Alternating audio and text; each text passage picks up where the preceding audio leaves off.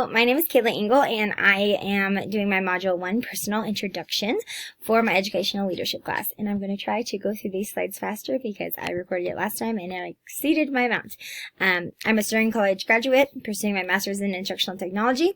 This is my 4th year teaching at Beeler Grade School. I taught 5th grade for 1 year, and this is my 3rd year teaching 2nd grade, and I also student taught in 2nd grade. I'm a middle school cheerleading coach. I have a husband and a very large kitty, and we are building a house right now, so we are very busy. There's been lots of challenges during the pandemic: student and staff relationships, parent communication, blurry expectations and inconsistencies, assessing student knowledge, and evaluating student effort versus home life situation, just not really knowing what's going on at home and what exactly is expected from the parents and what is expected from me and how to make that work. I think that we're kind of buffing out those things, but that it's still very difficult, and I would much more prefer not teaching in the pandemic, obviously, but I've been very impressed with the kids with their masks. They keep them on, and they are doing their best, and everyone in school is doing their best to make sure everyone is safe. I think the top challenge, though, has been this is all new territory, and so what are we doing? And how are we going to make sure that we are all on the same page for each other and for our kids? There's been many ways that I feel like I've grown throughout taking these FHSU courses. I think classroom replication has been taken on a whole new meaning from when I was getting my education degree, because I'm actually in the classroom. I enjoy learning new ways to be innovative. I'm looking at courses as ways to grow versus just checking them off the list to graduate. And I'm learning how to balance work, school, and life, which I'm sure you all are doing too. I think that's a constant learning thing. There are the three types of mindsets all students can learn. I 100% agree with this. I believe all students can learn, but I do think that doesn't mean they all can learn the same, nor should they be expected to do so. Teacher collaboration over isolation was one that I had a little bit of a problem with. I think that there must be a balance between those two. I think that's because I've had a teaching partner in the past who we both had very different perspectives on how to teach, and so us having to teach the exact same way wasn't really working, because we both weren't able to bring both of our individual strengths and able to use those. So I think having a balance of collaborating but also providing that independent time to have individualized classrooms and lessons. Happiness and optimism, I 100% agree with that. From personal experience, I find a positive school culture is much more successful of a place for both students and adults. We just went from kind of a toxic environment with leadership into a very great culture and with a great leader, and he has made a whole change in students and staff. The types of disposition: confidence. I agree that you should be confident yet humble. Leaders reduce the amount of doubt in their staff members when they are confident. Risk taker and decisive. I agree with the ready, aim, fire. I really liked that statement. I think that that's important to remember, to take risks, but to also not just take a risk and not think about the consequences and not think about what it's really going to happen. You should make decisions that are right for your students and staff. Run with it without fear of failure, but make sure to think about it first. Sense of humor. I 100% agree with that. Mainly probably because I love people with a sense of humor, because I have a sense of humor. And I think that's important to remember to shrug off small conflicts. And also, when working with children, you need a sense of humor because they are brutally honest and they do some funny things. Empathetically assertive. I agree with this as well. Building relationships, I believe, is a foundation in building trust and respect.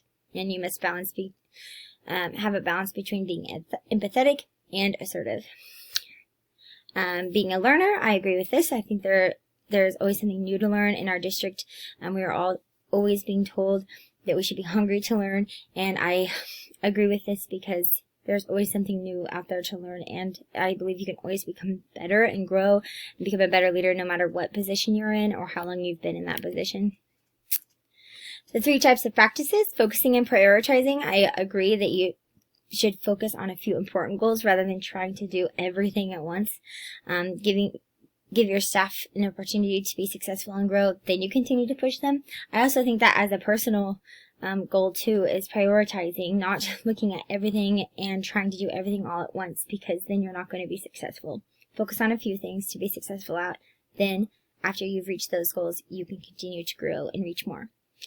Examining feedback and data. I agree that when data is collected correctly and evaluated with caution, that data is very important. I also think we really need to look at what's happening in the classroom, what teachers are seeing, and how these things are aligning. Emotional intelligence. I agree that leaders must take their role seriously and put themselves in their staff members' shoes and remember what it was like for them not to be in their leadership position and what it felt like for their leader to say something, how they worded it, how they took it, and then make sure to display what they are thinking in a way that is thoughtful of that. 8 principles. Personal courage. I agree that you should have confidence to stand up for what you believe in, especially for what's right for your students in your school. Public interest in the head of self. Again, put others before yourself. Think big picture. Think about the whole school, not just you. Self-control, self-discipline, and integrity. You set the example for students and staff. I agree. Task and employee centeredness. I agree with that. Remember to think of the whole school, every student, every staff member. That doesn't mean that you have to make everyone happy, but just try to think of what's best overall. Recognizing talent. I think this is very important.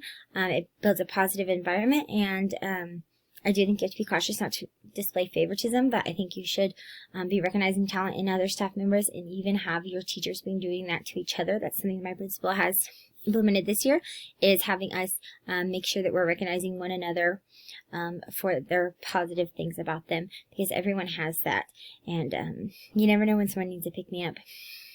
And it just builds that good community among one another, especially now when we aren't able to see each other very much because of the red zone. Requiring high ethics from everyone.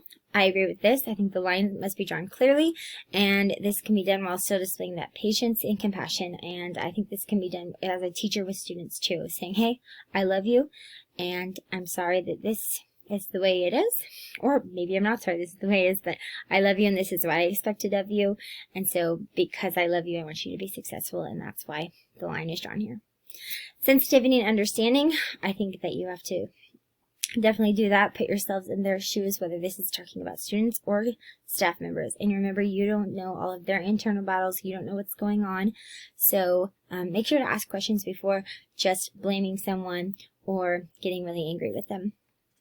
Inclusiveness. I think you should consider all staff members and students when making decisions, and do your best to make everyone feel like it's someone. That doesn't mean that when you make a decision you have to ask everybody what they think about it, but I do think that you should make people feel like they are a part of the school community. Alright, here's my critique on what has what I'm seeing in my school and in my personal life and how I can grow. I saw a culture change at my school with mindset when we had new leadership come in. The mindset is completely different. We feel very supported, and we feel like we are just have a positive environment, and that's made a huge difference in our kids and in staff, and it's made our kids more successful even in this crazy year. Students know if you believe in them, and I think all students should feel like they're capable of succeeding, and so make sure that you are showing them that. Take advantage of more collaboration. That's a personal goal of mine. I think that that's something that I'm getting more used to, is collaborating and knowing how to have my own teaching style while still collaborating with others and learning from them. And positivity. Can't have enough of that, especially right now. Critique on my disposition. I think that I need to build my confidence. I need to continue taking risks, but start taking bigger ones. I think I've gotten a little shy of taking risks right now during COVID, and I need to remember to get out there and try again. I need to become more assertive about things I want, about what things I need to learn, and about asking how I can grow. And I think I need to continue learning even after my master's degree. Critiquing my practices. I need to get better at prioritizing. I'm always talking about this. I try to do everything at one time, and just because something is cool doesn't mean I have to implement it now. Especially, this is important for me to remember. This year I have a class that has a lot of needs, and sometimes they don't need all those cool new things. They need something more simple, and I just have to remember that, and to think of one thing and go for that one thing.